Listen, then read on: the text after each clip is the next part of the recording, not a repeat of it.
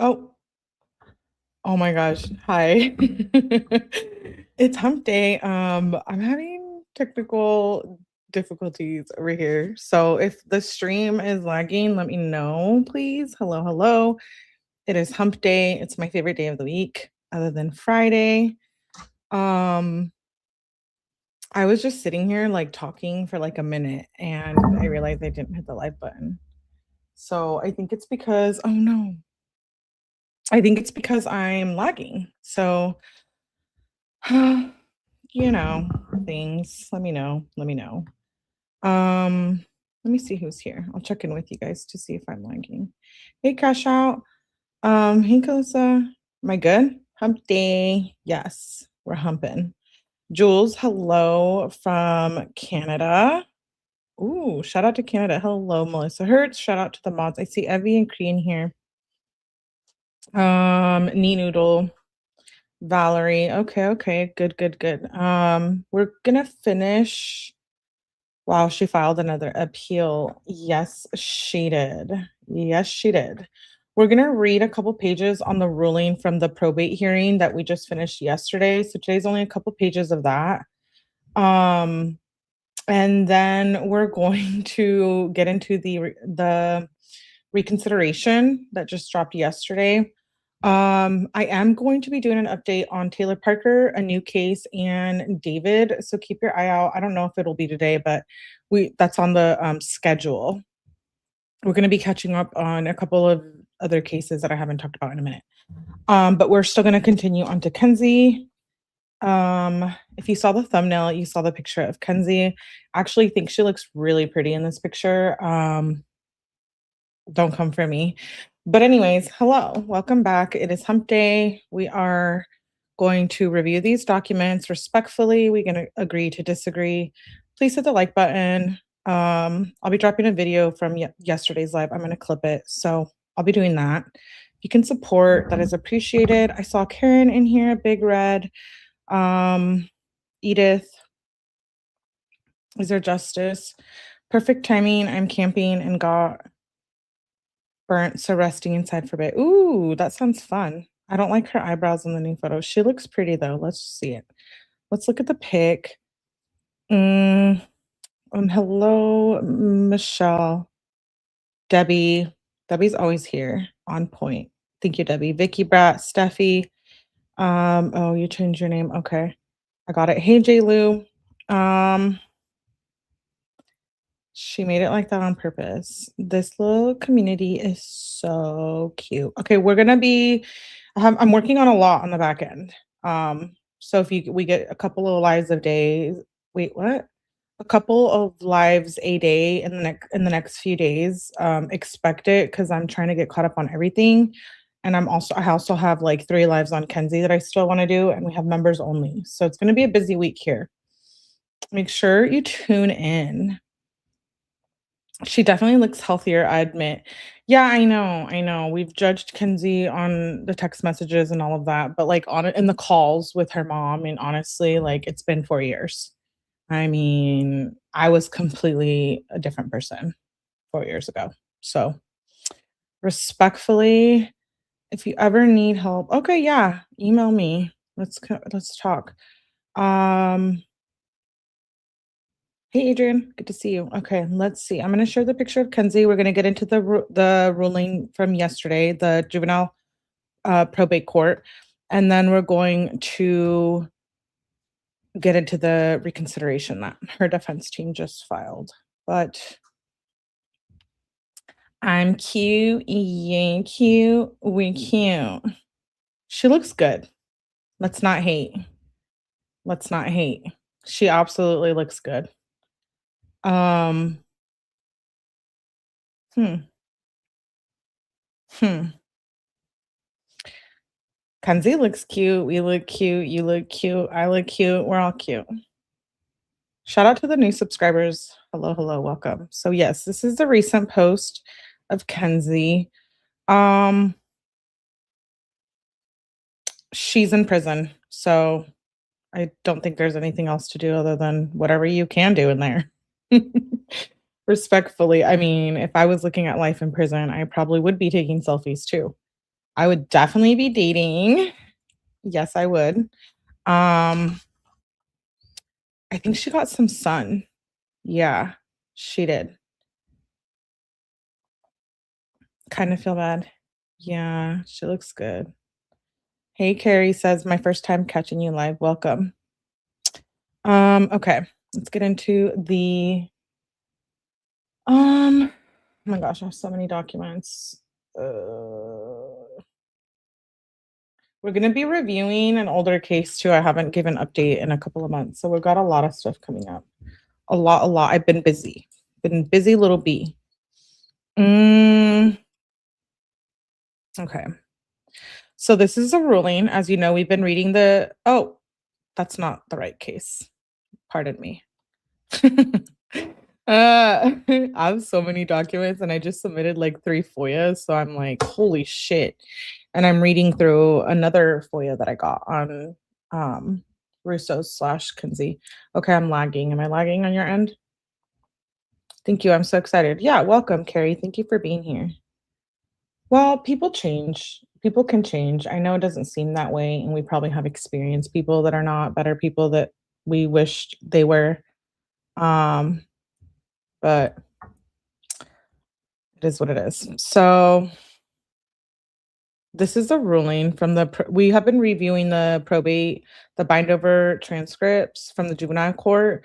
We're gonna hop right into the adult court. So we'll be doing probably true crime update for the day and then reading Kenzie transcripts. So that's my goal. So we can get through them. I want to read them as fast as possible and understand them because I think the bind over ones have been eye-opening, and I cannot wait to get into the actual trial transcripts. So keep your eye out for that live as well. Let me put chat up. Please let's remain respectful. We don't have to agree on Mackenzie Shirilla. All opinions are welcome, but I do request that if family members from either party come in here, that we remain respectful. Um, so let's continue.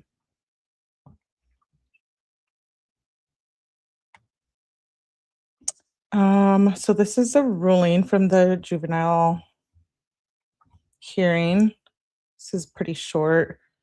Oh, oh, oh, hold on. I went way too fast. So I did want to say too, like, if you guys haven't been keeping up on, well, I'm a little behind on some stuff that I want to review with you guys, but for my own sake, I'm trying to go in there and like read documents before I come on here because I don't want to seem like I'm blaming or shaming, even though many people already think that. But I was going to say, oh no, I forgot what I was going to say. Oh, I was listening to Kizzy IRL. If you know who that is, she's now on YouTube and on TT. Um, I was listening to her live today, and she was reading documents on Mackenzie's lawyer being involved in prior cases and tampering with documents. So I never really was a big fan of McDonald, but we know he did a real shitty job for Kenzie. And he has a past. Yeah. And so, like everyone, but I mean, in the legal field. And he was working on a case where there was some tampering going on and whistleblowers. So I'm going to get into that on a different live, but it just goes to show, on my opinion, of there's a conflict of interest. Um, and that is what it is. Not in this case, in other cases. He's supposed to be a good lawyer too, right? Just not, I was in that live. Yeah. I'm gonna get the documents before I speak any more on it, but keep your eye out on that. Um, he was in on a case that he was requesting tampering and all kinds of shisty things going on. I definitely think Kenzie's case should have been in a different jurisdiction or not involved specific parties. Um, That's fine, continuously evolving. No one's arguing with you that Dom and Davian deserve life, but you weren't in the car, were you? On the morning of July 31st, 2022? Or were you? And you just escapade, like Dory says in Nemo. He's supposed to be a good lawyer. Yeah, that's what I thought.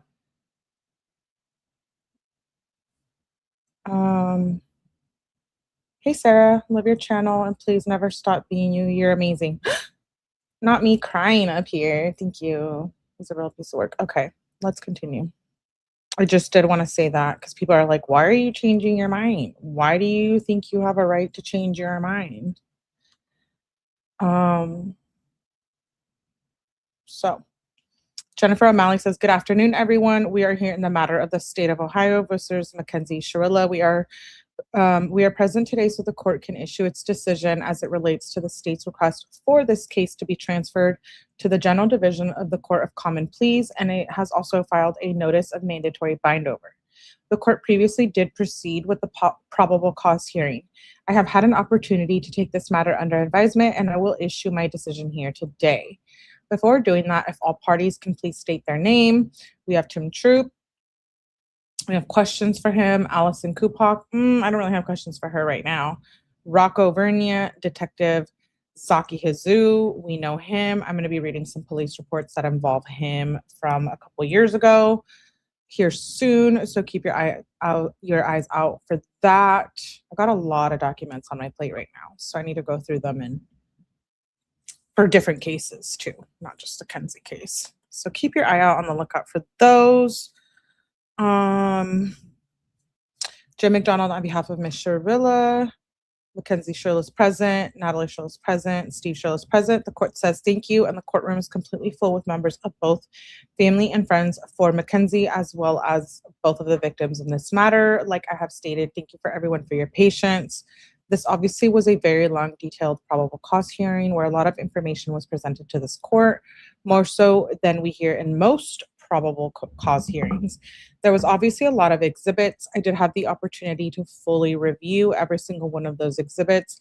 I know there were a lot of cases that the state of Ohio cited in their opening and closing arguments, which I had asked them to provide me with a copy of all of that case law, which I had the opportunity to go through. I know that one of the arguments that Mr. McDonald brought up in his closing argument was the fact that there was not a witness that had made an identification of Mackenzie, which was something I also noticed as well.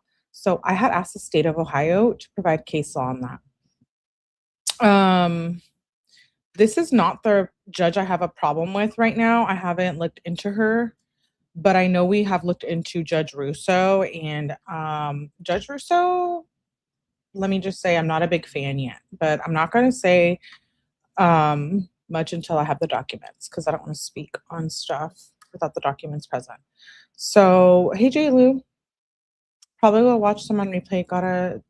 Okay, yeah. Thank you for being here. I appreciate you. And hello, Richard. I think you're new in the chat, but welcome. Or no? Let's continue. I did review a case law and I did do my own research on these issues as it relates to a probable cause hearing. The state does need to prove probable cause, and what does that mean? They need to show that there's more than a mere suspicion of guilt, but need not provide evidence providing guilt beyond a reasonable doubt, which is a burden at a trial. So the court must weigh the evidence presented and determine whether there is a fair probability of criminal activity. And the state does have to show there's credible evidence as it relates to each of the elements of the charges. And so when I make a decision, I have to go through each of these counts and make a decision as it relates to probable cause on each of those counts. As it relates to identification, the case law is clear that identity can generally be shown by circumstantial evidence, and the offender does not have to be visually identified in court by a witness. So at this point, the court would be weighing whether the state had provided credible evidence as to the identification of Mackenzie throughout this probable cause hearing. Also, I know the state of Ohio did provide some case law, and in counts 1 and 2, they are alleging aggravated murder with prior calculation and design. And so I know there was some case law provided on that, and I did my own research on that. And I just wanted to put on the record that according to State versus Sanders, in 2022. In that case, they stated the Ohio Supreme Court had held that the state The statute's own terms suggest advanced reasoning to formulate a purpose to kill. They go on to further state that the evidence of an act committed on the spur of a moment or after monetary consideration is not evidence of a premeditated decision or a studied consideration of the method and the means to cause death. While they go on to state that there's no bright line test for determining whether defendants' actions show a premeditated decision of studied consideration to kill, they state that each case turns on particular fact and the evidence presented at trial or here, that is, it is credible evidence as to those elements. And Ohio courts have traditionally considered three factors in looking at whether there's prior calculation and design. That is, did the accused and the victim know each other? And if so, was that relationship strained? Well, yeah. Did the accused give thought and preparation to choosing the murder weapon or murder site? And was the act a drawn out or almost instantaneous eruption of events?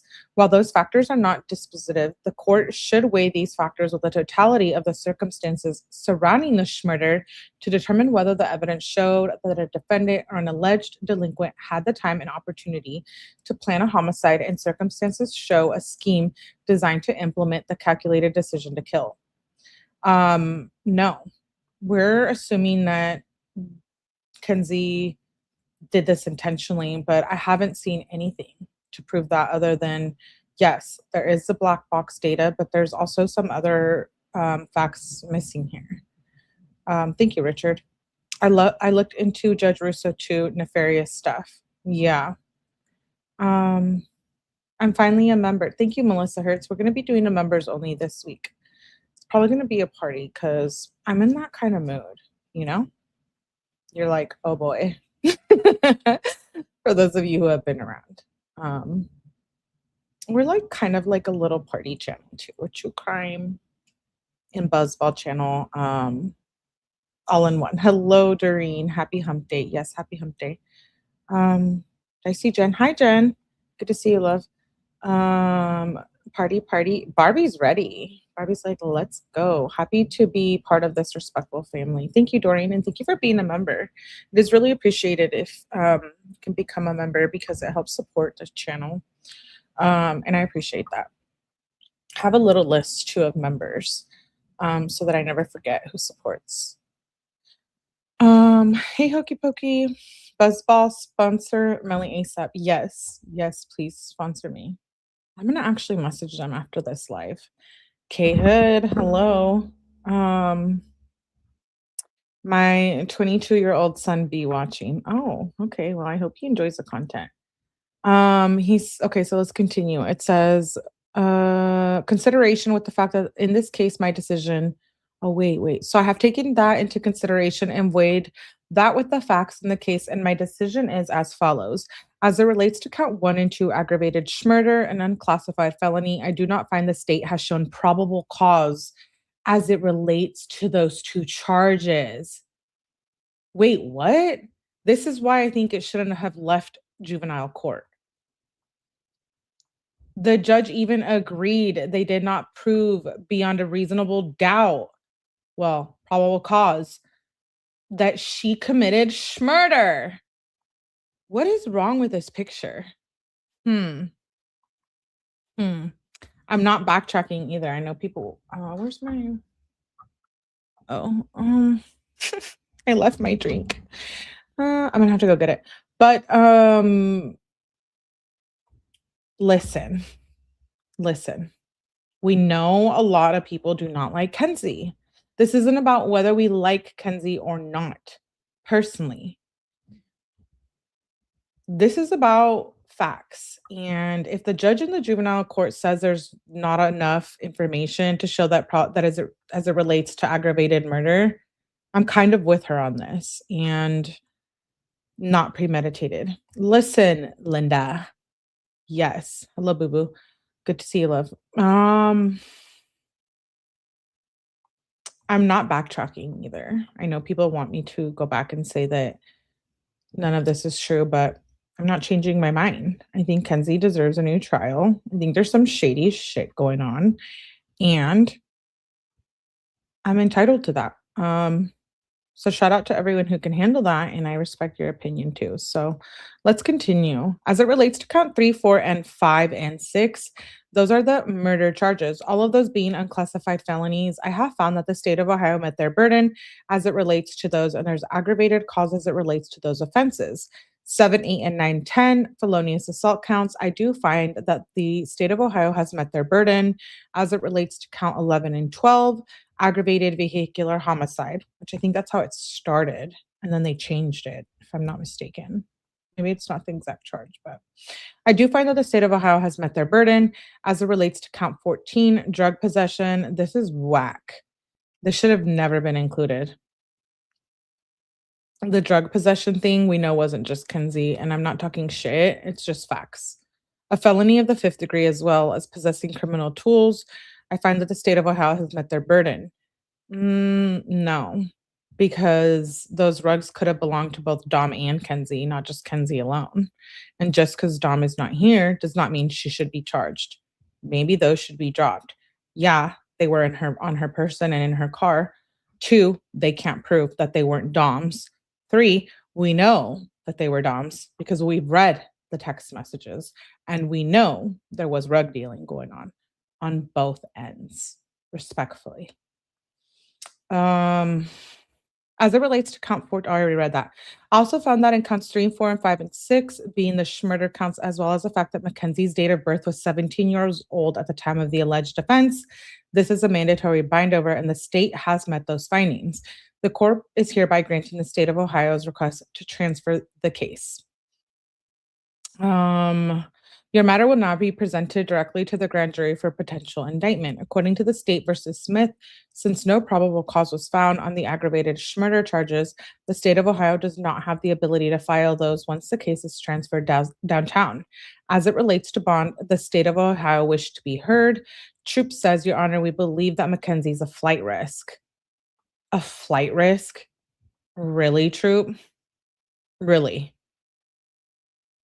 I have questions for Tim Troop too and Detective Zaki Hazu. Um, I sent like a little customer email over there and they're ignoring my calls and my emails. I'm like, can you respond to any of these things being said? And they're like, we're ignoring her. Did anyone see the fundraiser they had? Yes, we did.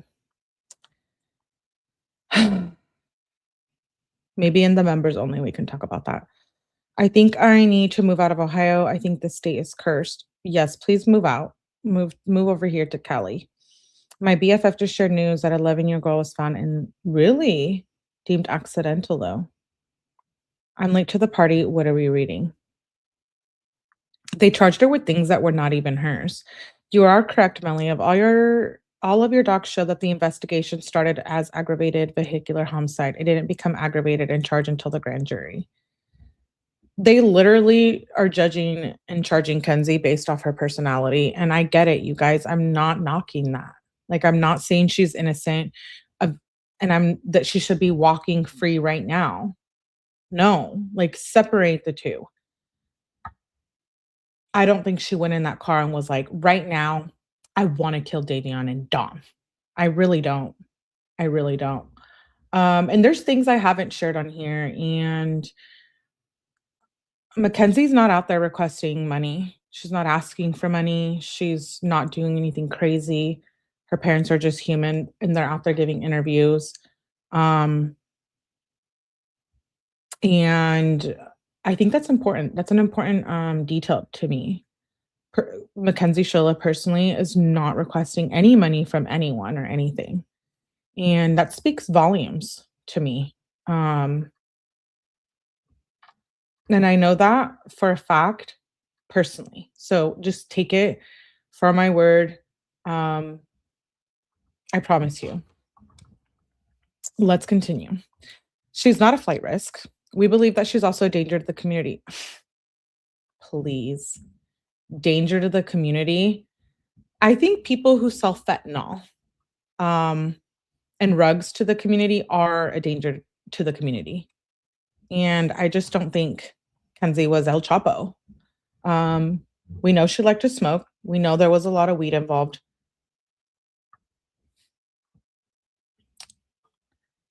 So it's legal.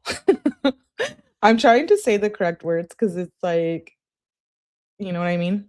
Marijuana is legal in a lot of states. And here in California, you walk down the street, someone's smoking a blunt or a joint, respectfully. We are 420 friendly here as well too, so it's not like I could even really judge that hard. And if you don't like that, well, sorry, I'm just keeping it real. I don't wanna lie and pretend to be someone I'm not. That causes me a lot of distress personally. But anyways, let's move on. After the crash that cost two lives, she went out and obtained a driver's license. We've seen driving a car using illicit substances again. We've asked for $1 million bond, 500 for each victim. The court says, Mr. McDonald. McDonald says, Your Honor, may it please the court. I think McDonald is shady, but we'll get into that in another live with the documents. From the incident until she was arrested on the highway, she made absolutely no attempt to flee. I think that should be taken into account, number one. Okay, wait. How are they saying she's a flight risk in 2023, but she was free for 3 months? She wasn't a flight risk then? Oh, wait, no. It wasn't until they got everything else and talked to specific people. Then she's a danger. El Chapo Shirilla. After everything I've seen, it's not her that's a danger to the community when it comes to the rug thing. You better behave. That's all I'm telling you. Jordan says, I'm curious, what do you think happened? An argument? I will be the last state. Pennsylvania always does anything cool. Hmm. Whether she did it intentionally, I feel it wasn't proven in court that there wasn't enough evidence. Good point. When she was charged, I can see her parents pushing her to flee. Really? That's what you guys got out of the ringtone with Steve Shirilla? Really? That Steve Shirilla would help her flee? That's hilarious. I don't see that. I don't see that at all. Um, yeah, I don't see that. No, I don't.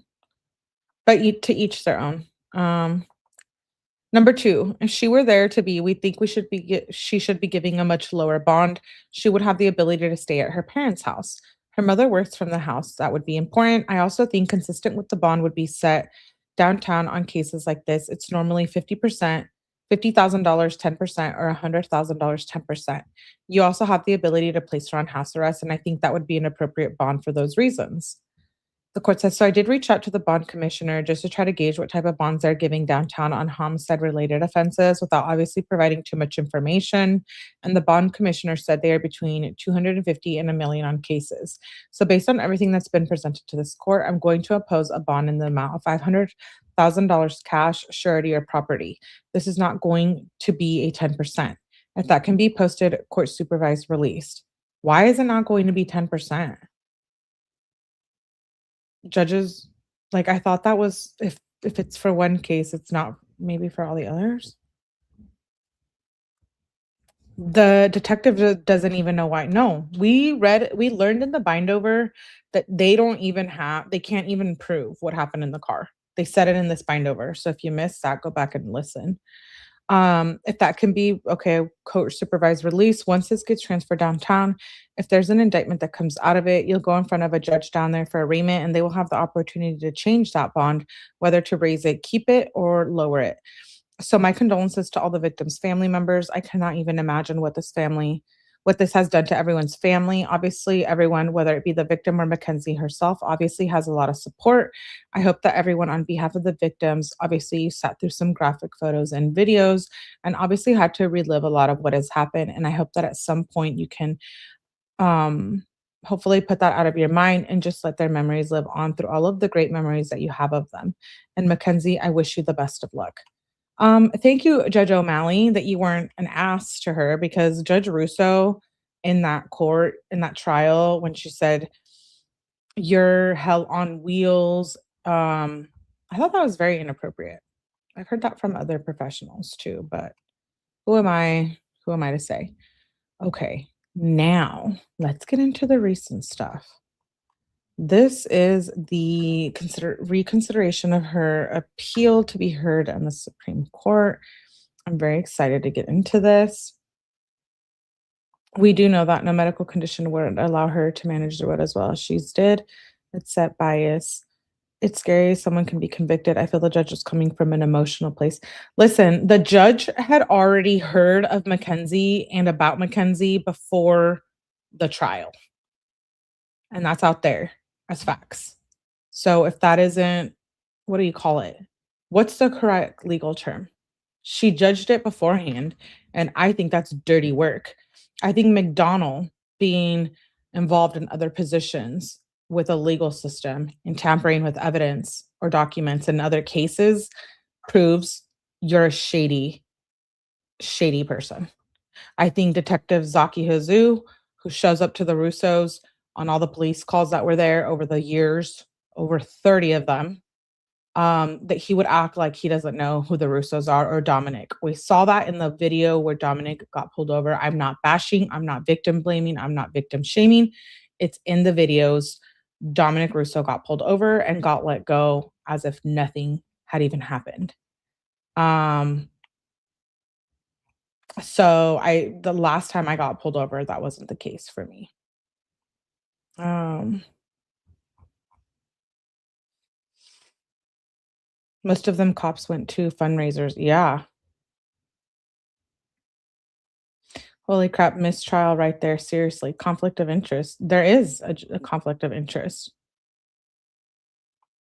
I do believe being a mom of a teen, I see they make stupid decisions and don't think about consequences.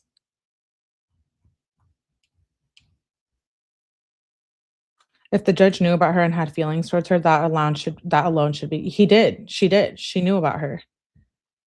I got pulled over and got a ticket. Did you let you didn't get let go then, Jordan? I was being rude AF to the cop.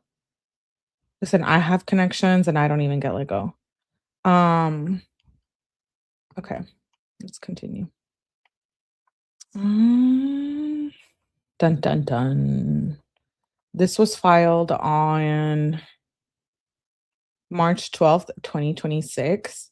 And I believe the state or they had 10 days to file and they did that within 10 days, considering the holiday. So Michael O'Malley's on my list.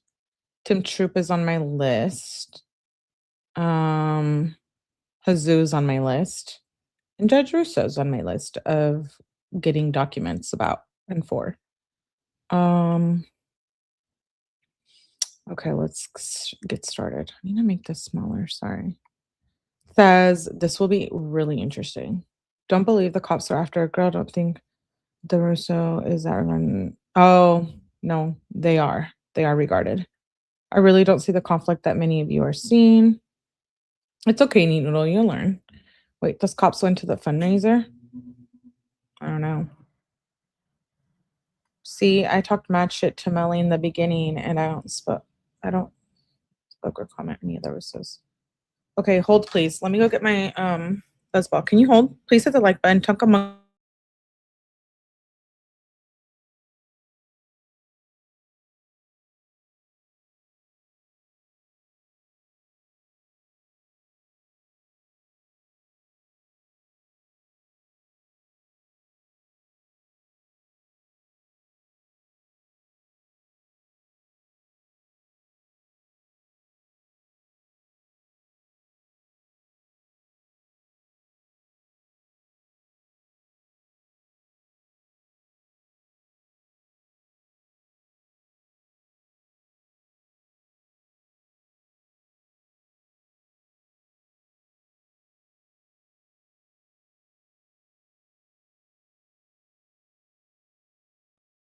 Okay, I'm back. Let me put chat up. Okay. Defendant appellant Mackenzie Shirilla appeals from the trial's court entry dismissing her petition for post-conviction relief as untimely. For that reason that follow, we affirm the trial's court decision. So we know her appeal got denied because it was late, not because of what was written in the appeal. simply because it was 1 day late. And now that I know more about Jim McDonnell, I question how someone so experienced, because he's also a prosecutor or has been, could miss the date. I believe that was intentional. That's just my opinion. He is very experienced. He ran for judge twice, if I'm not mistaken, maybe once or twice. And he knew. He knew that that shit needed to be turned in on time. Yeah, exactly. Statement of the case and the facts. Okay, here we go. The underlying convictions stem from a high-speed automobile collision on July 31st, 2022 in Strongsville, Ohio. Shirilla, then 17 years old, drove her vehicle at speeds reaching 100 miles per hour before striking a brick building, resulting in the death of her two passengers. Following a bind-over hearing in juvenile court, which we just read through the transcripts, and a subsequent bench trial in the Court of Common Pleas, Shirla was convicted of 4 counts of murder, 4 counts of felonious assault, and 2 counts of aggravated vehicular homicide. She was sentenced to an aggregate term of 15 years to life in prison. This court affirmed her convictions on direct appeal in State versus Shirilla in 2024. We are going to read over that too. I'm doing some research on matching up. She has another new team now. I know she does, and I hope that they do right by her. Like, I hope that this team is legitimate. And I read this, and I already like what I am hearing. So let's just hope. Yeah, this is her new team. And hello from Mackenzie Shirilla. Good to see you, love. Hello, Christy and Amanda. We just started DGH. We read the ruling on the juvenile probate hearing, and now we're reading this. So during that direct appeal, the trial transcripts were filed on October 23rd, 2023. Transcripts from the juvenile court bindover proceedings were later filed on December 15th, 2023. Wait, is it normal for a bindover to be filed so late? Wait, can you be like sentenced? And when was she sentenced? Why is this not making sense? Hold on. She was sentenced on August 21st, 2023. But the bindover is okay. Wait, is that normal? December 15th. I thought that had to be done beforehand. No? I'm not a lawyer. I'm not an attorney. I'm not a lawyer. So don't come for me. Hold on. Let me chat GPT.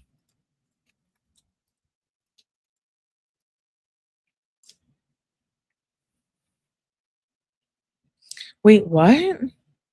Unless AI is wrong. It says yes, in felony cases, a bindover hearing, more commonly called a preliminary hearing, must happen before the case can proceed to a trial or a sentencing.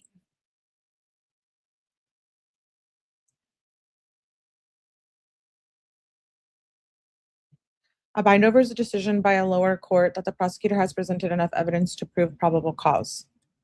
It does not mean you are guilty. It simply means that the case has enough evidence to move over in trial. If you may be found guilty by a judge or jury after the bindover. Sentencing only happens if there's a conviction.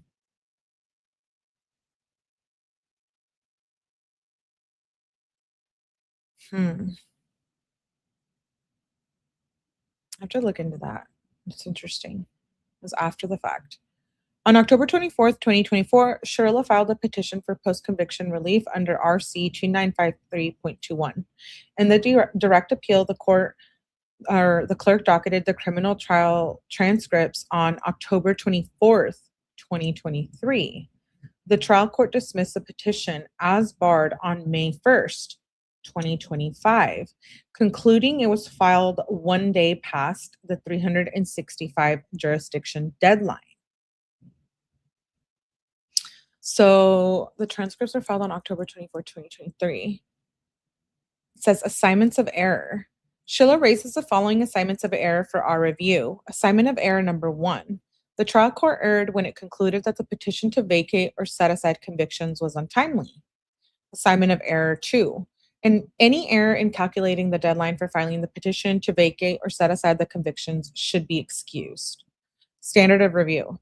Whether a trial court has a subject matter jurisdiction to adjudicate on an untimely post conviction petition is a question of law, which this court reviews de novo.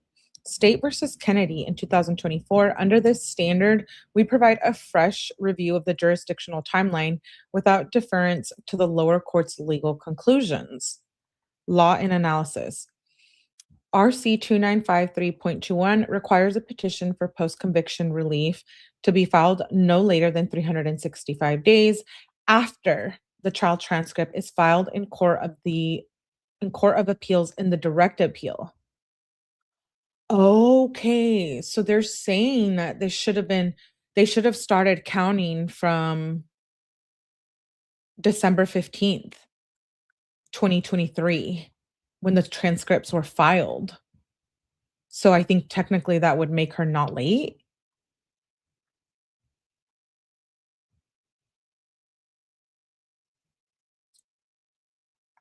Is that what I'm understanding there? Let's talk. There's a lot that Melly read that wasn't brought up or filed.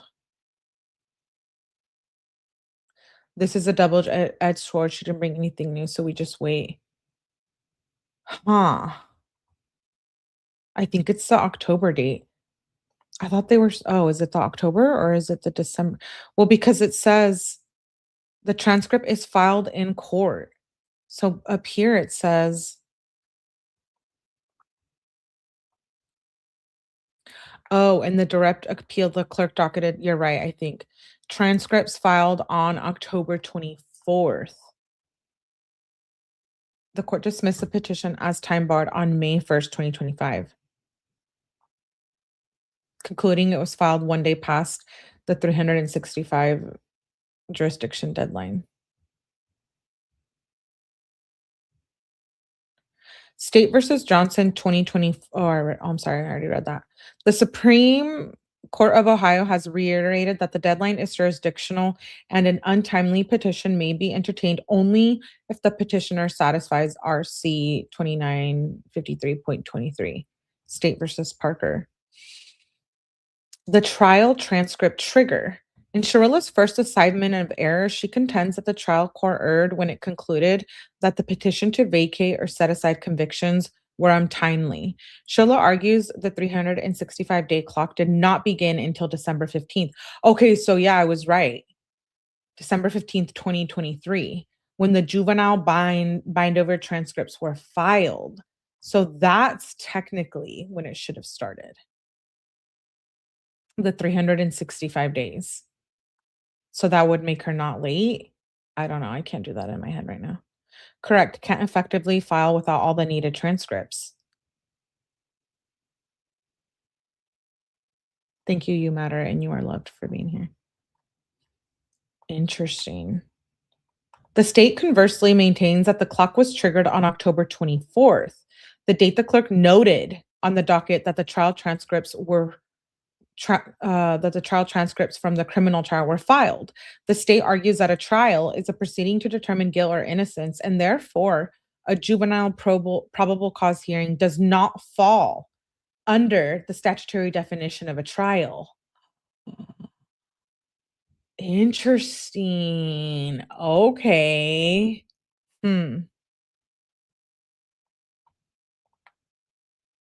Even assuming without deciding that Shirla preserved her timeliness theories for appellate review, Shirla's petition remains untimely.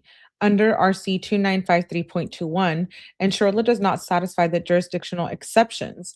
Under that same RC, the court may consider such a petition only if the petitioner shows both that the petitioner was unavoidably prevented from discovering the facts supporting the claim, or that a new retroactively applicable right was recognized after the filing deadline or a prior petition, and that But for a constitutional error, no reasonable fact finder would have found the petitioner guilty or, in capital case, eligible for death penalty.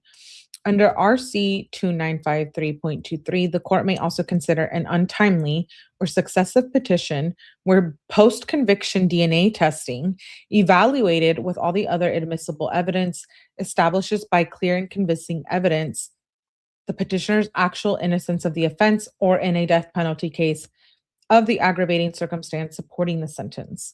Turning to the merits, the record reflects the trigger date was October 24th, 2023, and the deadline for the post conviction relief petition was October 23rd, 2024.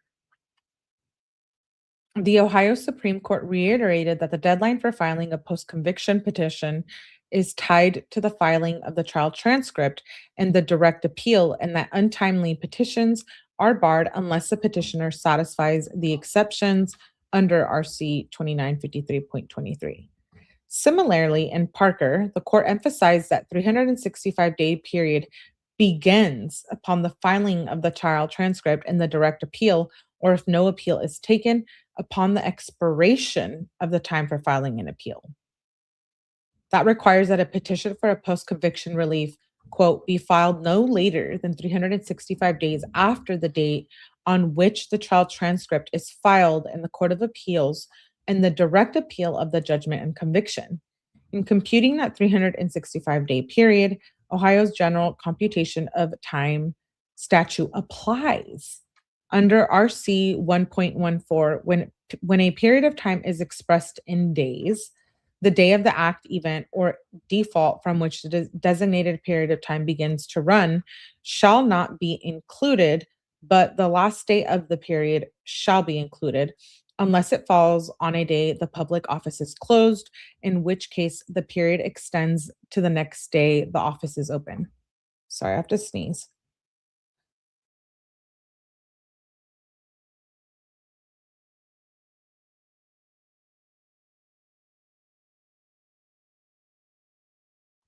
Okay. So, wait.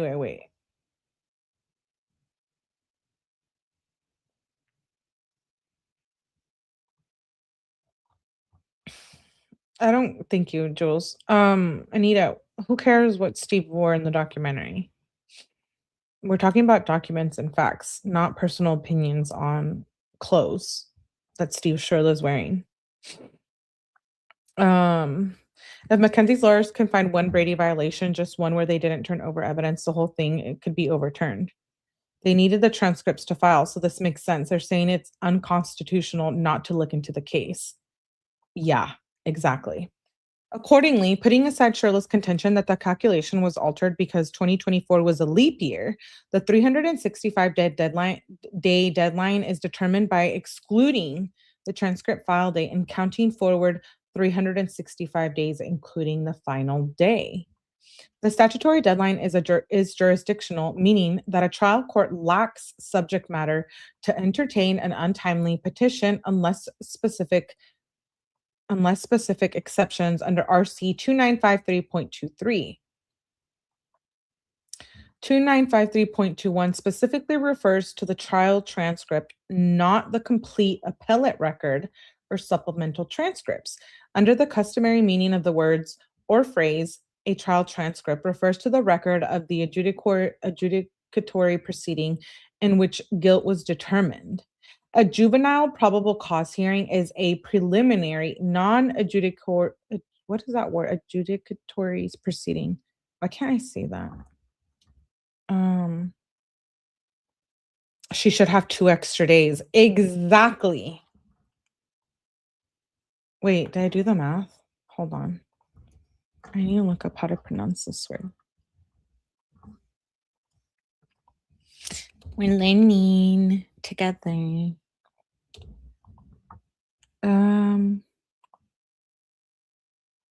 What? No, ChatGPT, you got it wrong. Not me over here arguing with ChatGPT. Oh yeah, I said it right. Adjudicatory. These attorneys are really reaching. Jess Pepper, we know you don't like Kenzie. Okay. We've established that. Mm, let's see. A juvenile probable cause hearing is a preliminary non adjudicatory proceeding and does not constitute a trial for purposes of RC 2953.21. Ohio courts have consistently held that the filing of transcripts from proceedings other than the trial, such as suppression hearings, pretrial hearings, or sentencing hearings, does not extend the 365 deadline. Shirilla points to State versus Barker to suggest that a complete transcript consisting of multiple parts may delay the start of the 365-day clock until the final portion is filed. However, Barker is fundamentally distinguishable from the present matter. In Barker, the defendant was convicted following the entry of guilty or no contest pleas, meaning there was no trial and consequently no trial transcript to trigger the statute. Because the appeal in the case derived from a plea rather than a trial, the first district found it necessary to look towards the filing of the transcript that were objectively necessary to the record to determine the triggering date. Here, Shirla was convicted following a trial. Unlike the scenario in Barker, there exists a definitive trial transcript for this case, which was filed and noted on the docket by October 24th, 2023. The first distinguished the first district distinguished its holding in Barker from cases that derive from convictions following a trial, acknowledging that other districts insist on a strict reading of the phrase trial transcript in such instances. Because the trial occurred here and Shirilla did not seek leave to supplement the transcripts, the specific trial transcript controls the jurisdictional clock, rendering the supplemental juvenile bindover transcripts irrelevant for the purpose of the deadline.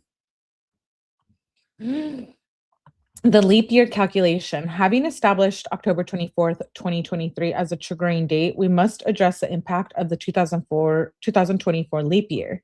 Shirilla argues that the anniversary date of a triggering event should control the deadline, effectively providing 366 days for filing during a leap year. This argument is misplaced because of a fundamental difference in statutory construction.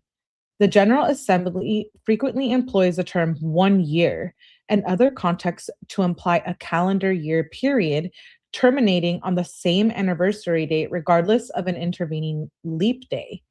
In those cases, the computation of time should align with the anniversary date, not the number of days elapsed. A year terminates on the same anniversary date, even in a leap year. The court emphasized that the computation of time should align with the anniversary date, not the number of days elapsed. However, RC 2953.21 uses a specific term of 365 days. Ohio law is clear that PCR petitions must be filed within 365 days after the trial transcript is filed in the Court of Appeals, not on the date's 1 year anniversary. In a leap year, the 365th day falls one calendar day prior to the anniversary of the triggering event. So we'll go through this in layman's terms after I read this.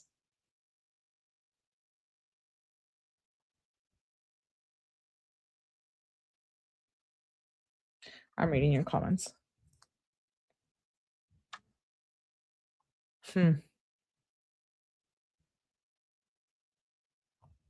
Interesting. Because the statute prescribes a deadline in days, not years. Oh, wait, I just read that. The court must apply the 365-day count as written, counting from October 24th, 2023. The 306, oh, did I just read that? Falls on October 23rd, 2024.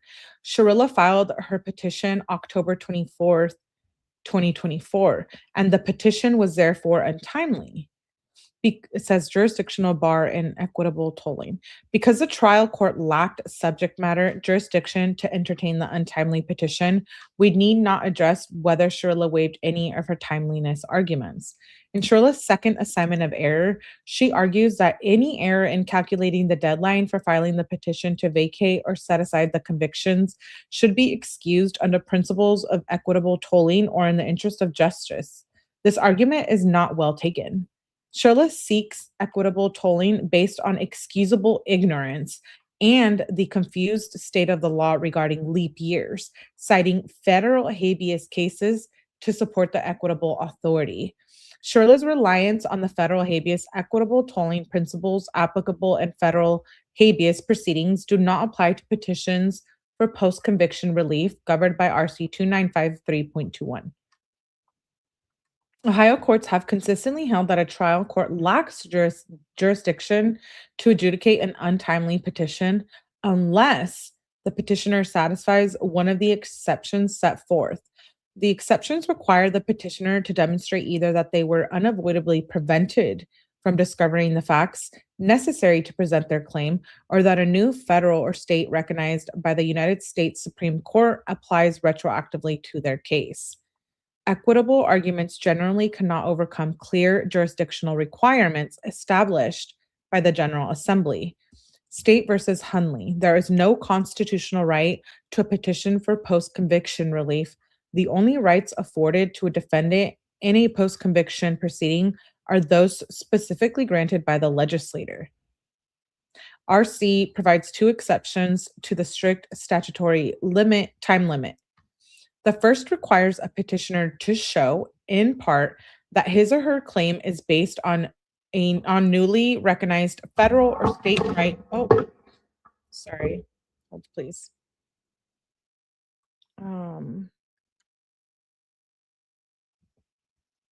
Wait, what? I gotta look that. It was just, please change your mind. Who are you talking to? Who are you telling to please change your mind to? I hope it's really not me. I know I just dropped the camera. I didn't hook it on. I got a new camera, so it's don't even get me started on that.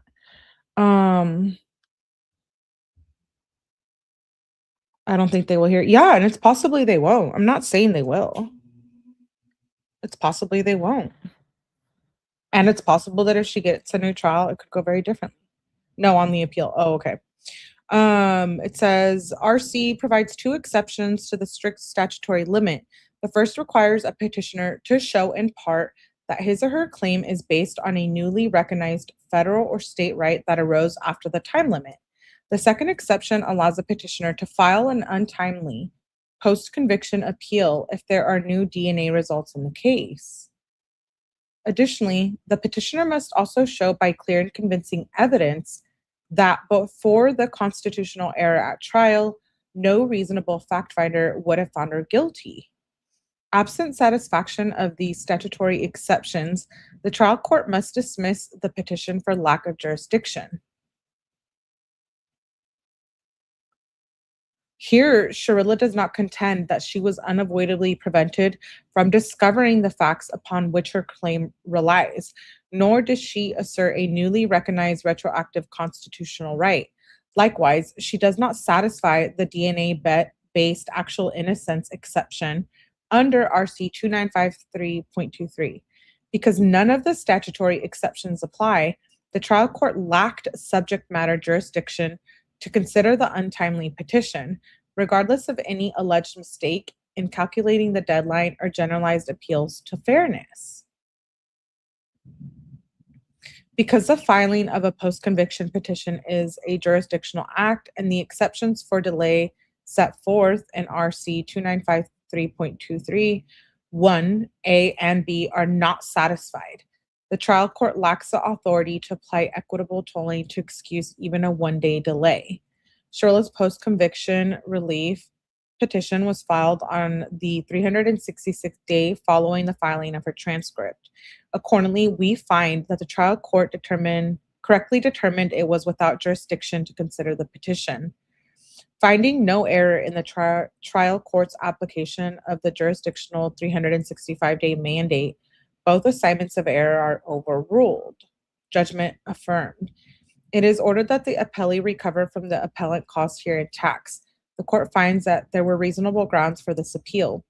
It is ordered that a special mandate be sent out of the court directing the common pleas court to carry this judgment into execution. A certified copy of the entry shall constitute the mandate pursuant to Rule 27 of the Rules of Appellate.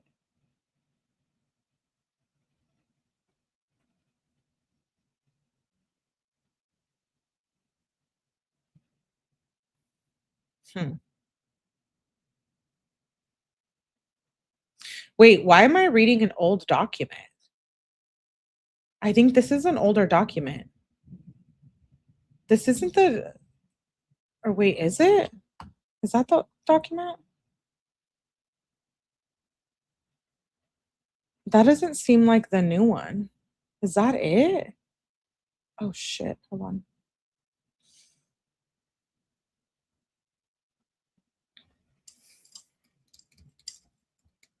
I feel like there's something missing.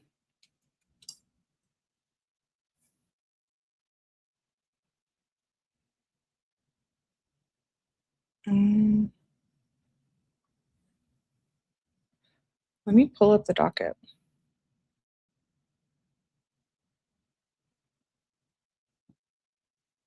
That might have been one of the other ones. Hold on my list.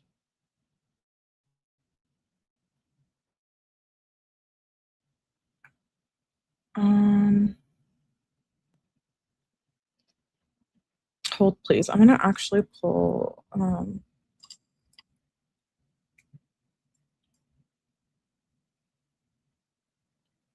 Okay.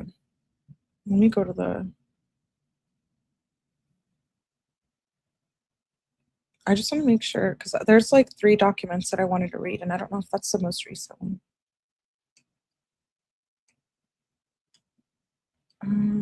Docket. Wait.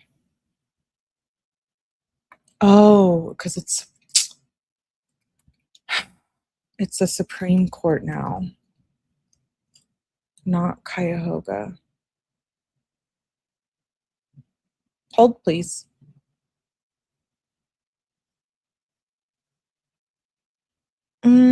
No.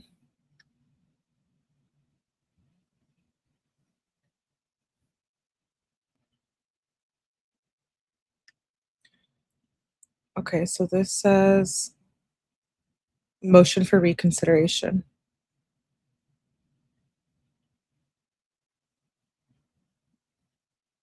Okay, yeah, I was reading you guys the old document.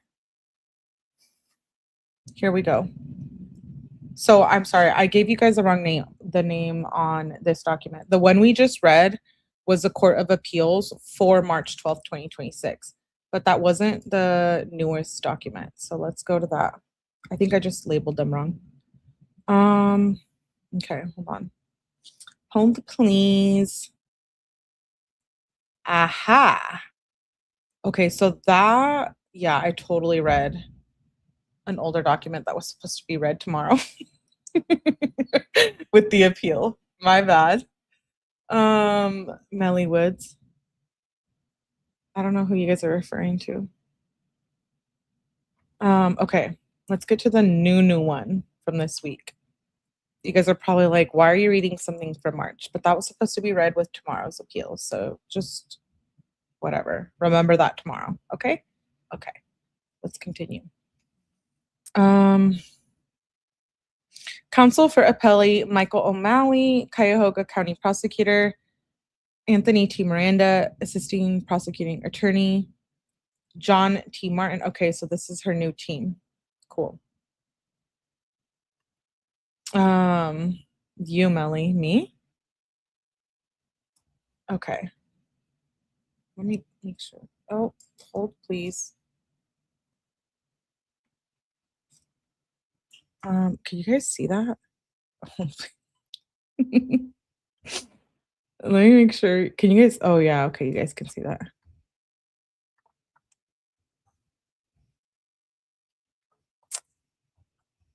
Okay, here we go. So this is the one from this week, July 6th.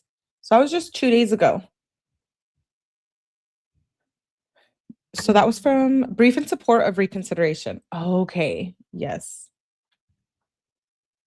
Oh, your own version of Elwood's. That's funny. Okay.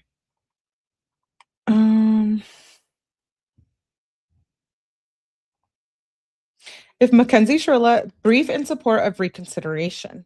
If Mackenzie Shirilla had been convicted in one of the counties that comprise the second district of Court of Appeals of Ohio, her post-conviction relief petition would have been heard on its merits because it would have been considered timely filed. Ah, okay. So the other one we were reading was from her old defense team, which is why I had it with the appeal, the old appeal, the previous appealed. I think when she still had her old defense team. Okay, interesting. Um, Her post-conviction relief petition would have been heard on the merits because it would have been considered timely filed. There is the distinct probability that the first and seventh districts would have reached the same conclusion. So this is from the Supreme Court. But because both the post-conviction relief petition was filed in the eighth district, the petition was dismissed as untimely filed. RC 2953.21, which sets a limit for filing a petition for post-conviction relief, applies to the entire state of Ohio. When, as here, the District Court of Appeals are divided as to the interpretation of the statutory provision, this court should intercede. Background. In her previous filed memorandum in support of jurisdiction, Ms. Shirilla argued this court should have resolved a conflict that has arisen through the state as to the meaning of RC 2953.21, provision that a petition for post-conviction relief filed within 365 days of the filing of the trial transcript and the direct appeal of the case. Ms. Shirilla's memorandum in support reviewed the differences arising in the District Court of Appeals and their respective interpretations of the term trial transcript. In State versus Deaton, the second district held that a sentencing transcript filed separately from and after the transcription of the trial proceedings still was part of the trial transcript, thus extending the 365-day deadline for filing a post-conviction relief petition. Deaton conflicts with the 8th district's decision in the instant case. In the instant case, the transcript of the proceedings that took place in the General Division of the Cuyahoga County Common Pleas Court was filed 366 days before the post-conviction relief petition was filed. But following the filing of that transcript, the transcript of the proceedings that took place in the Juvenile Division, Mackenzie Shirilla was 17 at the time of the offense, was filed in the 8th district. This latter transcript has been ordered by Ms. Shirilla's appellate counsel at the time the notice of appeal was filed and contemporaneously with the General Division transcript order. The transcript of the juvenile proceeding was essential to the first assignment of error in Ms. Shirilla's direct appeal and was cited by both the state and the defense in their respective appellate briefs. Nonetheless, the opinion below held that the transcript of the juvenile proceedings could not be used to initiate the 365-day filing period. An appeal has taken to this court, which on June 23rd, 2026, declined to accept jurisdiction by a 6-1 vote. 4 propositions of law have been presented.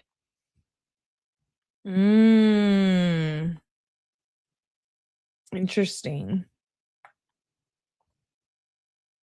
Hey, Wavy. Good to see you. Okay, let's continue. Wait. Why can't I see?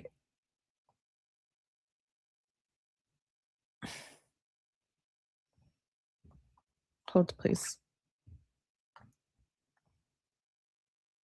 Oh, okay. Propositions of Law 1 and 2. For purposes of RC 2953.21, the trial transcript is the transcription of these proceedings whose transcription was objectively necessary for inclusion in the appellate record on direct appeal, but does not include transcription of those proceedings whose inclusion in the record on appeal was not necessary and was employed as means of artificially extending the deadline to file a petition for post-conviction relief. A transcript of juvenile bind-over proceedings leading to the defendant's adult conviction is objectively necessary for inclusion in the appellate record when the brief on the direct appeal assigns as error matters that occurred during the bind-over hearing, which we just went through those transcripts. Propositions of Law The term trial transcript, as used in RC 2953.21, is sufficiently vague and has been sufficiently subjected to varying interpretations that principles of equitable tolling will excuse a failure to file a timely petition for post conviction relief, where the petition was filed within 365 days of a transcript that was reasonably included in the record on direct appeal. When a petition for post conviction relief provides substantial reason to believe that if granted, the defendant would be acquitted at a new trial, principles of equitable tolling may be exercised to excuse the late filing of a petition for post conviction relief. Interesting. Okay. Hold, please. Um, I'm gonna plug this into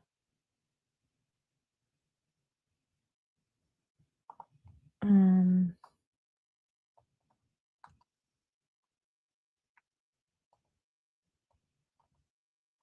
okay, so this is the old one. Hold on, please. Please hold.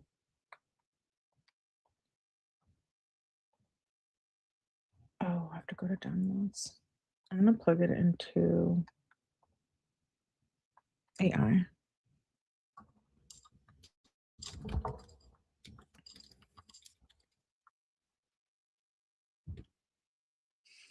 Mm, Argument. While Ms. Shirilla seeks reconsideration of all four propositions of law, her primary focus in this motion for reconsideration is proposition of law one. For purposes of RC 2953.21, the trial transcript is the transcription of those proceedings whose transcription was objectively necessary for inclusion in the appellate record on direct appeal, but does not include transcription of those proceedings whose inclusion in the record on appeal was not necessary and was employed as a means of artificially extending the deadline to file a petition for post conviction relief. There is a conflict between the opinion below and State versus Deaton, which is a case out of Ohio in 2019.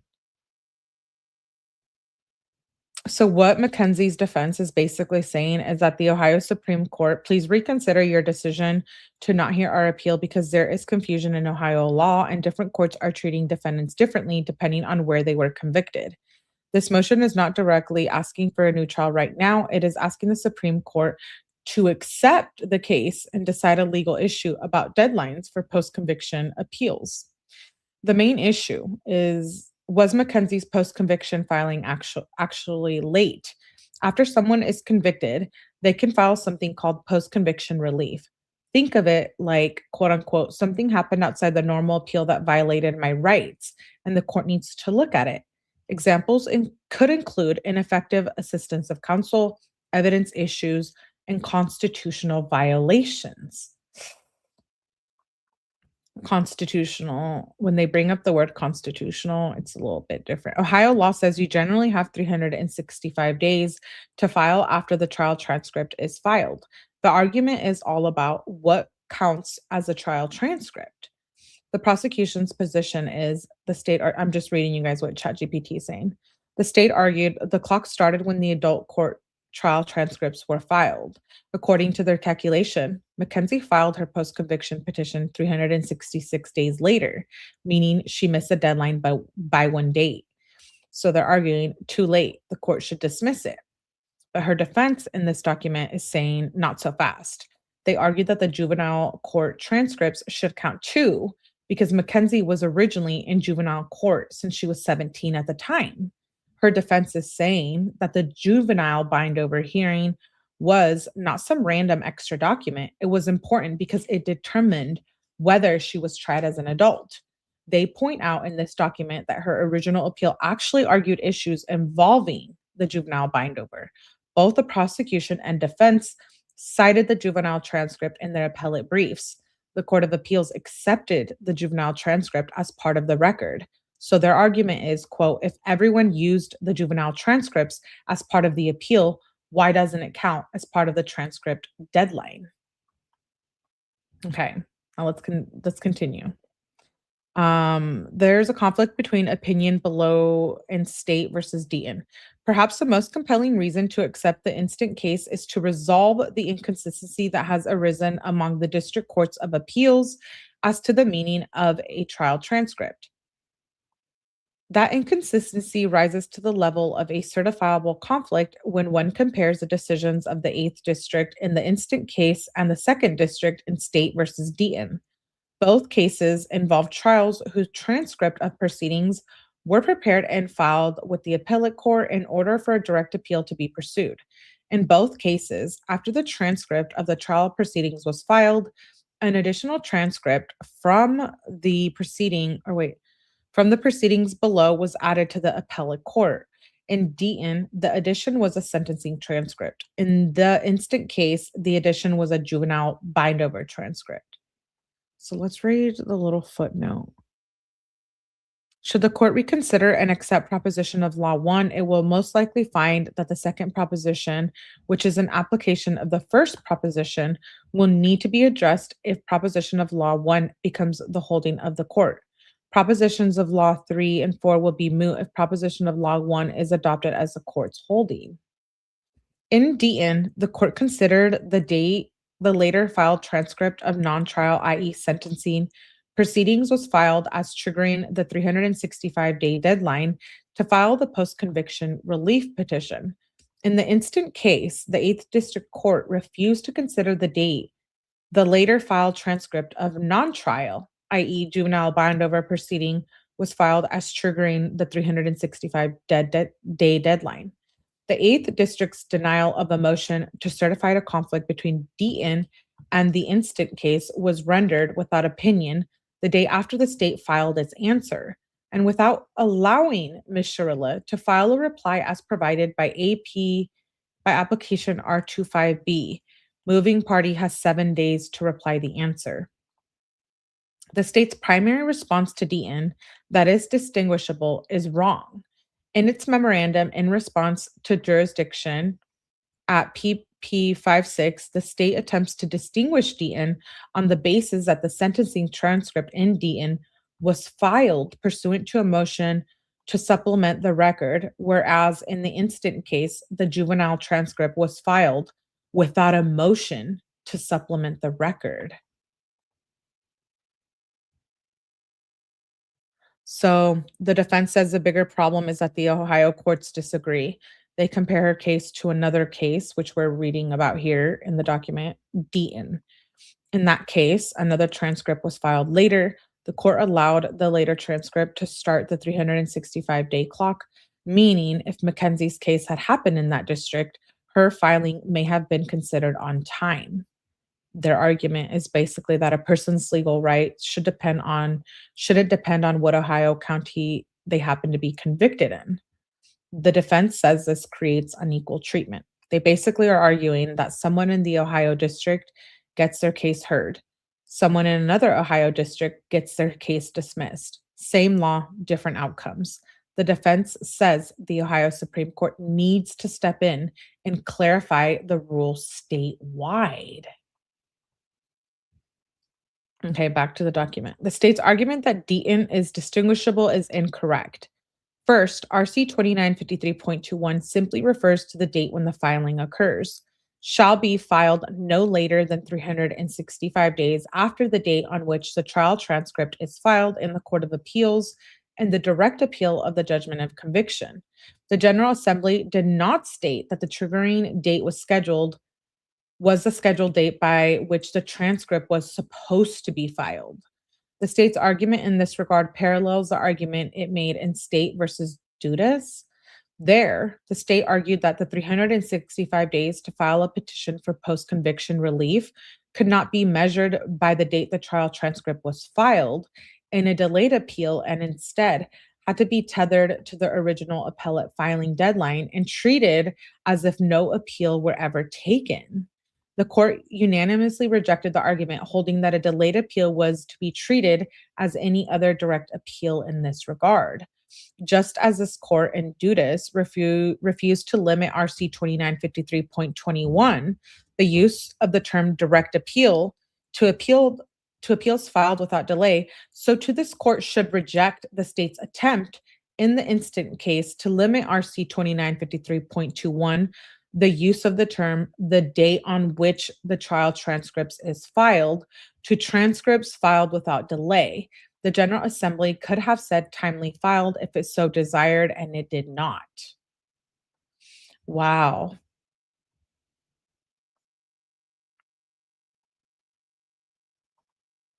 Anna, you're in here talking a bunch of shit. I don't know why you're still here.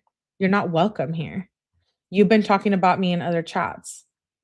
No one claimed that we were lawyers here. So I don't know exactly what your point is. We're reading a document and that's it. We're understanding it together.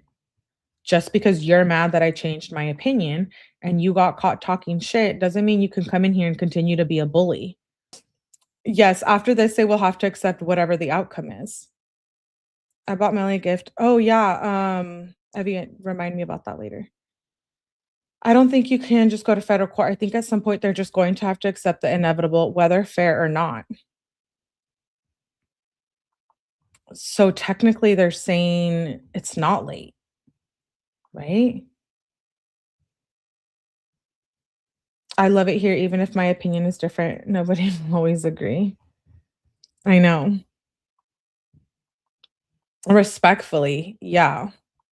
What, true colors? I don't have to welcome anyone here that has been in other chats talking about me. And I've seen it for myself.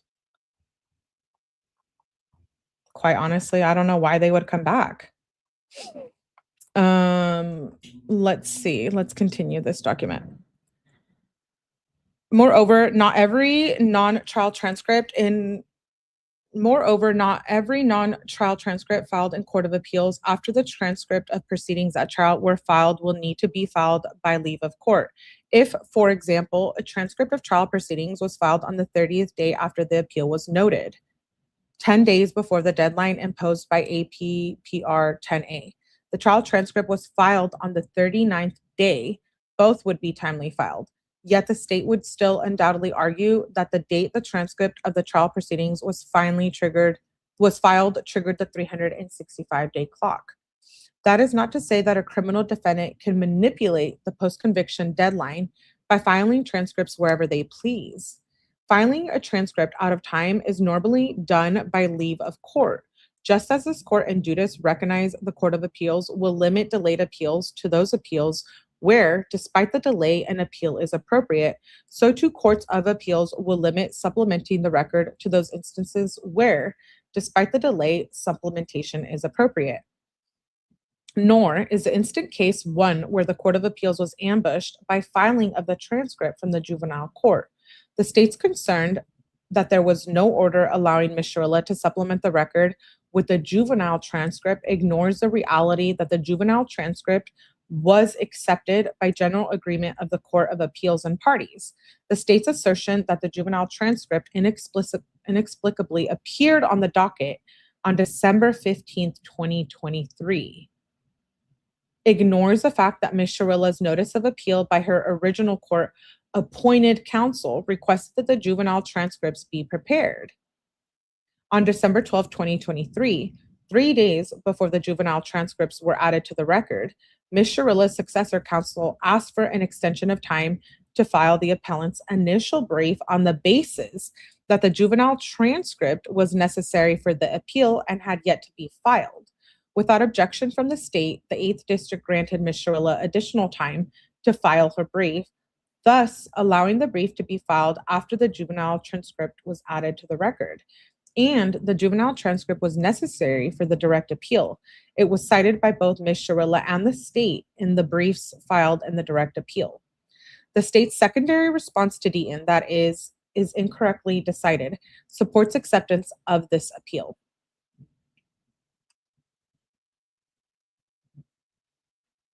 What do you mean by that, Barbie? I know. I know. Wait. Oh, no. You didn't miss anything.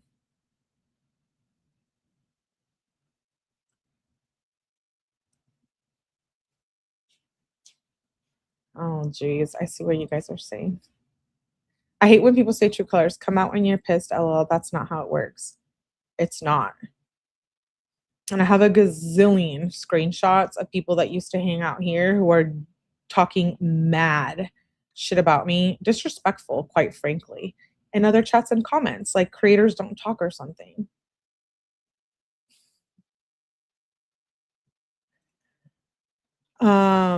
Okay, let's continue.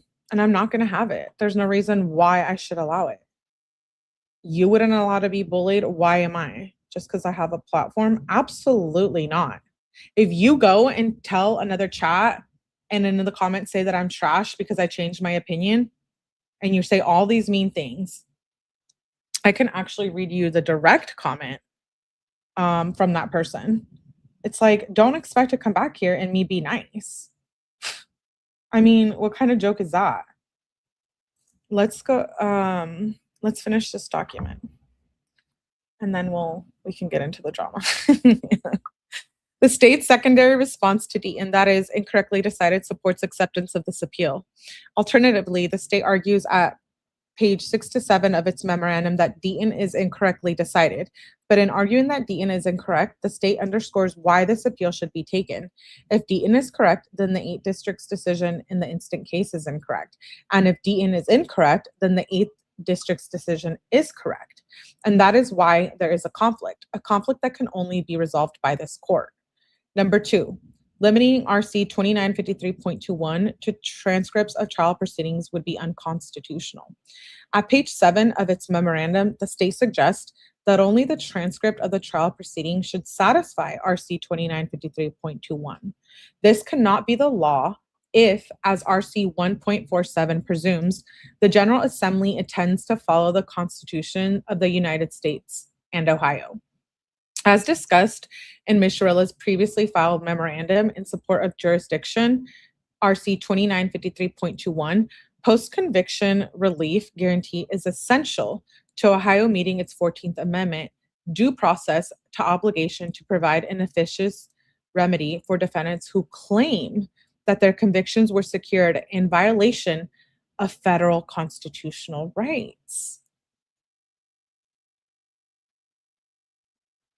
So the important part here is that this does not automatically obviously give Mackenzie a new trial.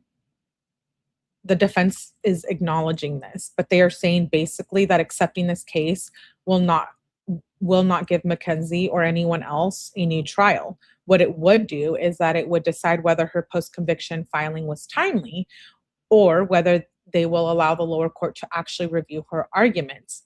Basically, step 1 is decide if she gets through the procedural doorway, and 2, if yes, then argue whether she deserves relief/new proceedings. She is still obviously here on step 1. But a violation of constitutional rights are big, big words. I stayed respectful. I don't talk shit. No. Talking shit about victims in Kenzie is a different thing, right? But going into chats and having people hate me because I changed my opinion, yeah, you're not welcome here. This is my channel, my platform. So when you go into AG's chat and say that people should stop supporting me when we're friends because I changed my opinion and that I'm trash, yeah, I don't know what you expect. Like, it's actually quite hilarious. And yeah, I do. I support my friends on here. So like, let me see if I can pull up the picture. That way you guys can see that I'm not lying. I would never lie. La la la. Just because I think she needs a new trial doesn't mean that I'm besties with Kenzie. No, it doesn't. It's not what that means. Oh, I have to really go back in my messages to find these pictures. Let's finish this document. Wait.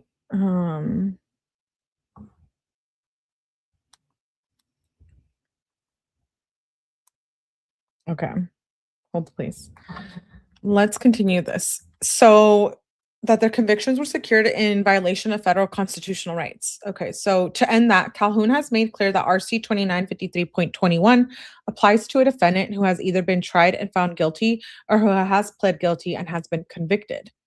As Calhoun recognizes, okay.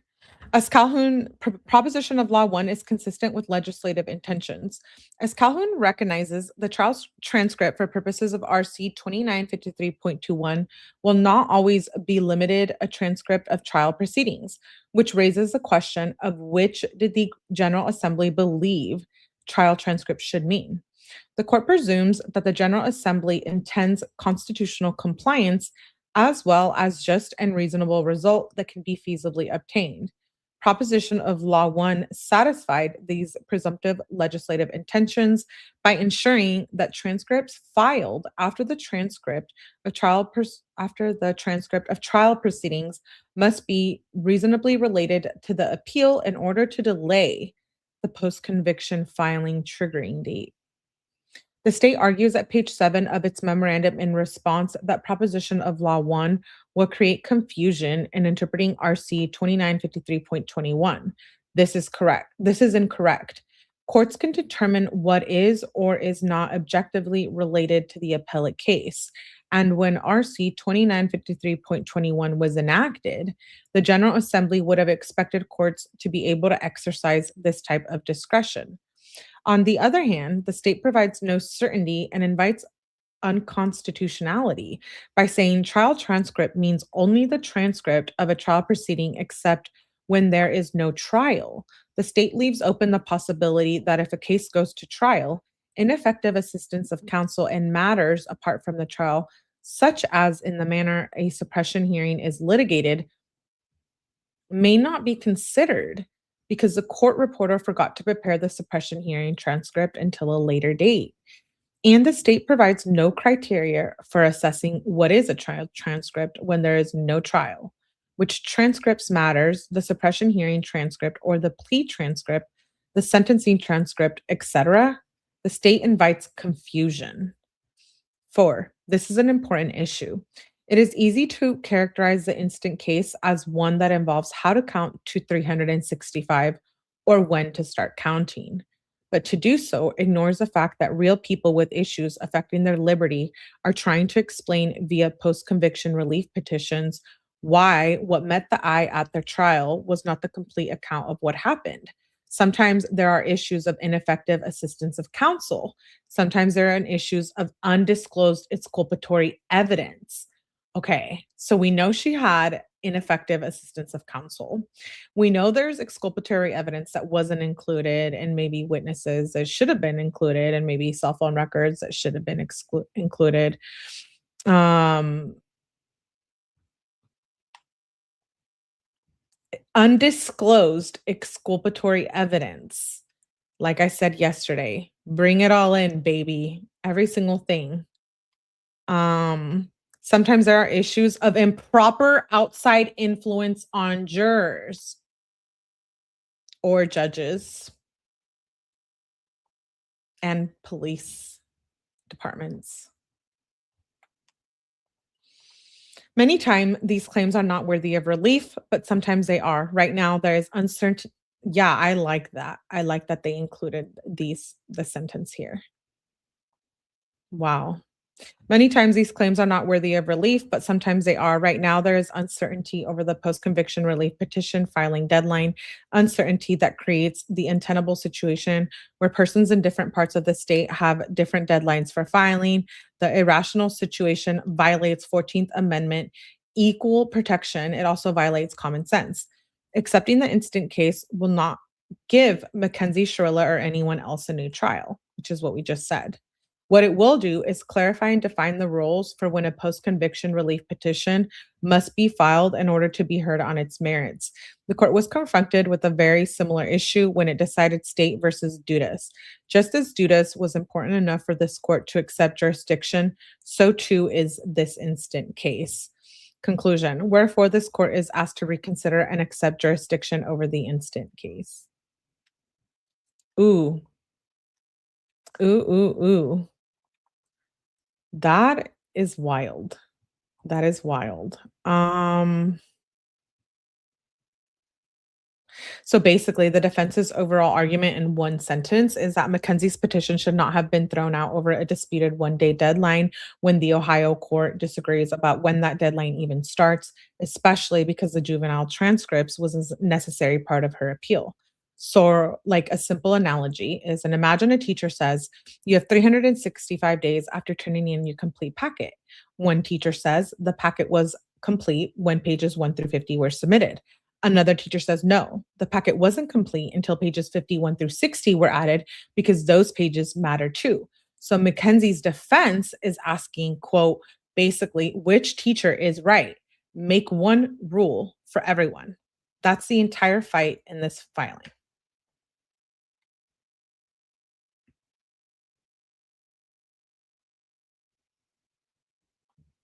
Yeah, Anna, I don't know why you're still here. So professional. Yeah, I don't know why you're still here. There's another case where Timothy and yeah, maybe, maybe I'm disrespectful for telling you to F off. Okay, well, you've been talking shit for a long time and you're still here. Nobody wants you here.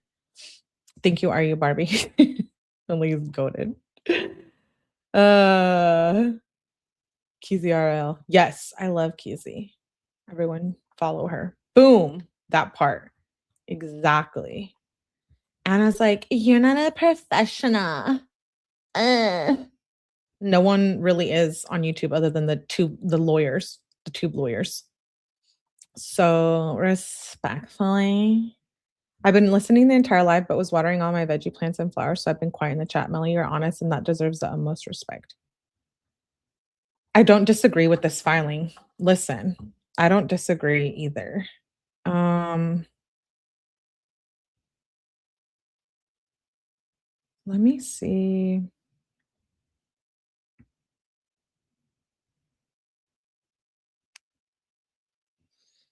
I was gonna pull up some receipts. I have to go way, way back in my messages though. It's gonna take me some time. Hmm. Maybe for our members only.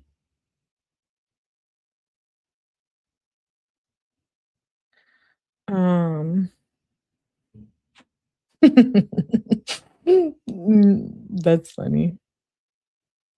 Yeah, I'll have to go through my messages. Dang, I didn't realize I texted this much.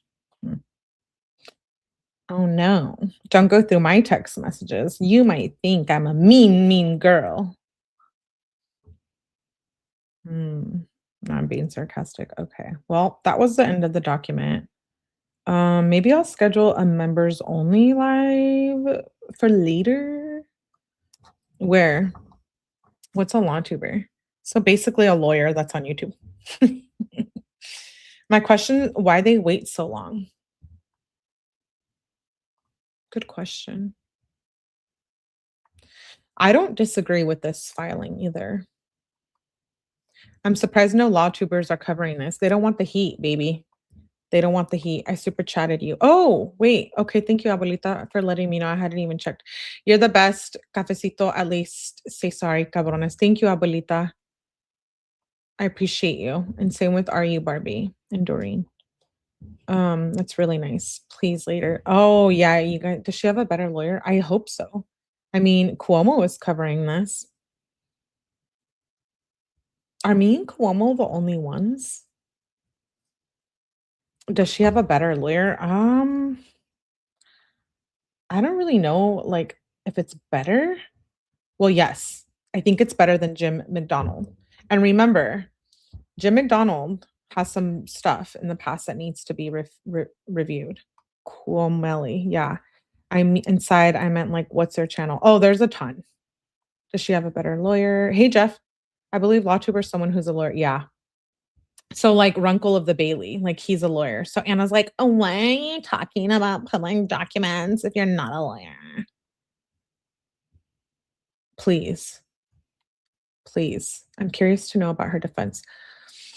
I hope it's a better team than what she's had. I really think that she got done dirty by Jim McDonald and everyone else. Stephanie Esquire. Hi, Lacey, babe. Stephanie Esquire is pretty hardcore on retrial. Yeah, you have truly made it when you have haters say. No, what's funny is no, I'm not disrespectful for saying F off. What's disrespectful is you saying I'm trash in other chats and other channels. And then you want to come back here and be welcome with open arms. Like, we're in 2026, baby. Absolutely not. Like, how you treat me is how I'm going to treat you respectfully. And I hope you all are the same. Like, don't be good to someone who's a piece of shit to you. Anyways, this isn't about me. This is about Kenzie. Kenzie deserves a new trial. She deserves a new trial. And anyone who's mad about it, oh well, suck it up, buttercup. They're so rude. No, literally, people, I'm gonna pull up the receipts too. Don't you think I'm gonna leave you without no receipts? I have them. I just have to go through my 31,000 text messages that I have. Um, it's not okay. And I will be the one to say that. Like, if you thought I was disrespectful for saying fuck off to the person who has been bullying me in comments and in chats that are my friends, other creators, one, why would you even do that? First of all, let's learn YouTube etiquette right now. 101 with Melly on hump day.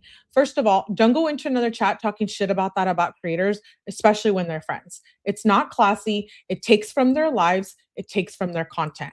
Two, don't go over there and talk shit and then come back here and want and expect me to be nice to you. Absolutely not. No way. Unless you apologize and we can have differing opinions. I can tell you that 50% of the people that are my members or viewers probably don't agree that Kenzie deserves a new trial. And that's fine. You're still welcome here.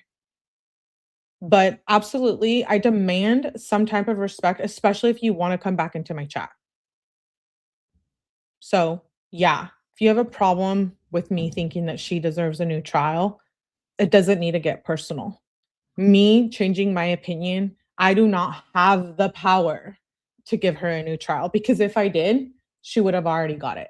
If that's what she wants. Yes, people say, well, it could be worse for her. Okay. Well, if Kenzie wants a new trial and her defense team is going for it, that's her call. And no, I'm not being paid off by the Shirillas. I get tired of having to explain myself, but I will if it means that I'm standing for what I believe in. And that doesn't mean we have to agree with each other. We probably don't agree with each other about a lot of personal things like politics, which I don't do here.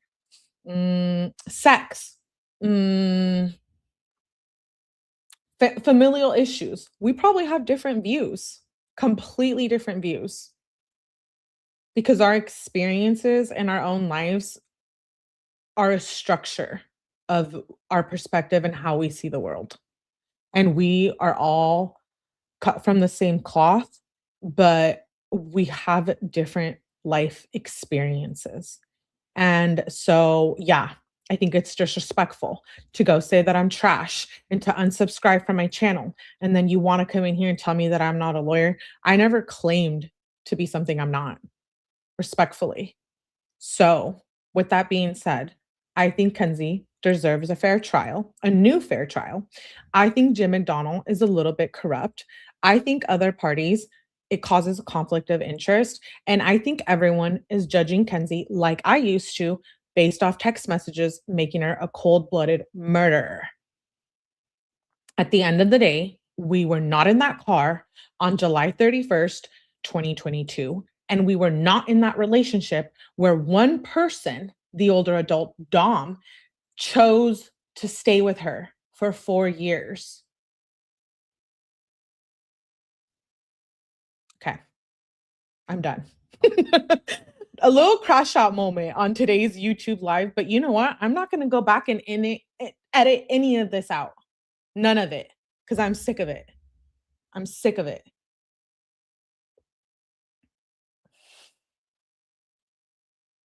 You're all cute and hit the like. Yeah, especially too when I said about Bubba and Rosie. Oh, thank you, Lisi. My girls from TikTok here supporting. I appreciate you. when I said that I apologized to Bubba and Rosie because I put fucking Rosie at the scene. I came on here on my platform and said that Rosie was at the scene and so therefore she's complicit in murder.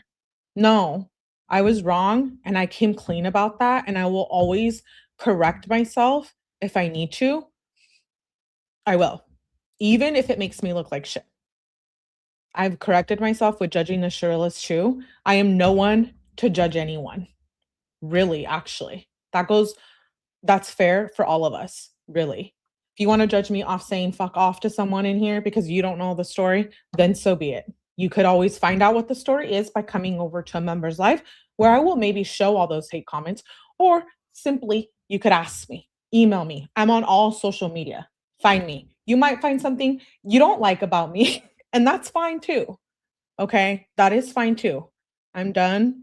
I'm done talking shit now. I think we should move on. And I will not allow any disrespect. No, I will not. I love that people have different views and can have an open mind. Melly even always says she's not a lawyer. No, I'm not. Thank you, Asani. I'm a crazy girl. I'm just a crazy girl roaming the world. Not a lawyer. Not a lawyer. Nope. But I love true crime. Go, girl. Hey, Nisi. Respect. Thanks for having your own mind. Yeah, I'm sick of it too. Like, I'm a human too. And people shitting on me and other comments, like, really? Really? Like, that's not bullying? It is. And last time I checked, you're doing it at a channel that I'm good friends with and will always support. So, respectfully, I will be a petty little bitch up on this live today.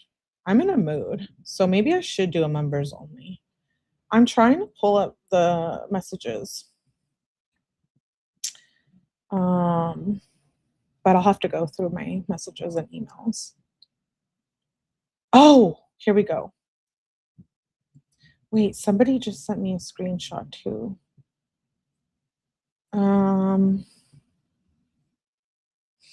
Oh, I found one. Okay, so let me see.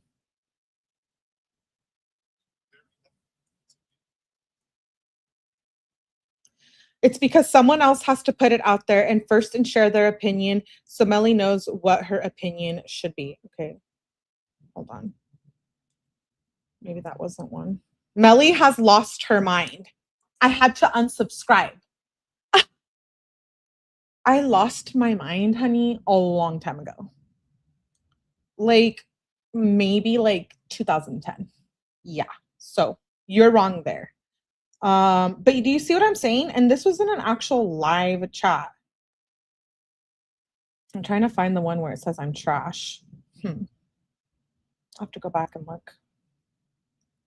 But anyways, that's a couple of the stuff I'm getting. I don't want to. No to Melly. No.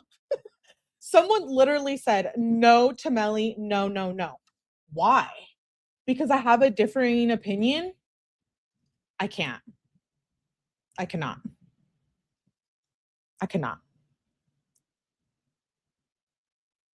But now, just because of hate, I support her getting another trial. Stop it, Linto.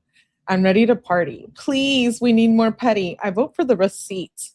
I was going to say this is After Dark Melly. Yeah, okay. So I'll do a members only. I'm not going to vent on here. I don't want to take away from Mackenzie's reconsideration because this is an important document and it might get denied. It might get denied. And that still won't change my opinion about her looking cute in her new picture and her needing a new trial. Like, it's not going to change my mind. And that's it. So shout out to all of you guys, the real ones, for sticking by and hanging out. And, I know I'm not always this aggressive, or maybe I am. Some would say I always was. But let's do a members only and we can chit chat. And here's Kenzie's latest picture. I know. Just stay looking fine. Thank you, Richard. Love your life, Melly. You lost it where? Oh, Evie. I don't know. Let me know if you find it somewhere in the world. Boomer says, Melly, yes. That was in another creator's live. Can't confirm. Thank you, Inside the Mind of Noelle. Dualities exist. Girl deserves a new trial. Ineffective cancel no matter which way you look at it. 366 days is a lawyer's fault. I still think she's guilty. Party, party, party. Let's do it. Maybe I won't do. Hey, pizza. That's just making people look up who that girl Melly is. That's funny.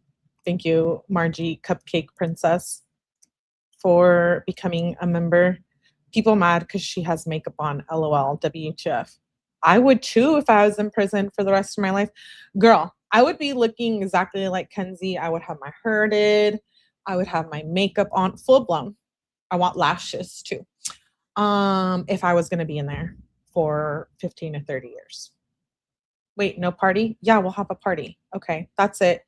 Kenzie's reconsideration. We read it. We read through the prior document that was from earlier this year. We read the new one. And we finished the probate hearing. I know I got a little off topic here, but please don't get scared.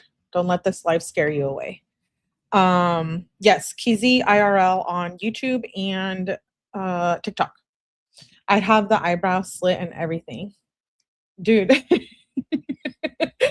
Melly's that girl. Thank you, Juvenile. I appreciate you. Okay, I'm gonna do a members. I might not even do members only. I might just do like a hangout so I can allow the haters in too. So keep your eye out for that. I'll probably be back. I appreciate you guys for being here. Hit the like button or don't. I don't know. Shout out to my TikTok fam that came over. Nisi, Lisi, Jeff. I appreciate you guys. Shout out to my mods. Shout out to Mackenzie, Shirilla as well. RIP, Dom and Davion. I'll catch you guys on the next one.